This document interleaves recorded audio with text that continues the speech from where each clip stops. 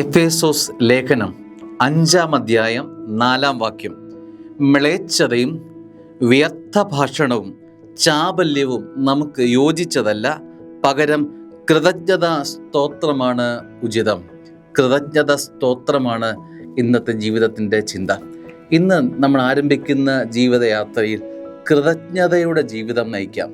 സ്നേഹിതരെ, മ്ലേച്ഛത വേണ്ട, വ്യർത്ഥ ഭാഷണം വേണ്ട, ചാബല്യം വേണ്ട, തിന്മയുടെ വഴികൾ ഓരോന്നായി ഉപേക്ഷിച്ചിട്ട് കൃതജ്ഞത, സ്വർഗത്തിന് മഹത്വം കൊടുക്കുന്ന ജീവിതത്തിൻ്റെ ഉടമയായി മാറാമെന്ന്. മഹത്വം കൊടുത്ത് കൃതജ്ഞത അതാണ്. നന്ദി പറഞ്ഞ് താങ്ക് യു ജീസസ്. നന്ദിയുടെ ജീവിതം, നന്ദിയുടെ മണിക്കൂറുകൾ എണ്ണി ഓരോ യാമങ്ങളും വിശുദ്ധീകരിച്ച് ഇന്നത്തെ ദിവസം അനുഗ്രഹമാക്കാം. കൃതജ്ഞതയുടെ ജീവിതത്തിൻ്റെ ഉടമയാണോ നീ? അങ്ങനെ ഒരു ജീവിത അനുഭവം സ്വന്തമാക്കണ്ടേ? സ്നേഹമുള്ളവരെ, പലതിൻ്റെയും ജീവിത അനുഭവങ്ങൾ നമ്മുടെ ജീവിതത്തിൽ നിൽക്കുമ്പോൾ ഒരു വ്യത്യസ്തമായ കാഴ്ചപ്പാട് എഫേസോസ് ഓർമ്മിപ്പിക്കുകയാണ്. കൃതജ്ഞതയുടെ ജീവിതം അതൊരു അനുഭവമാണ്, അതൊരു ബലം കൂടിയാണ്.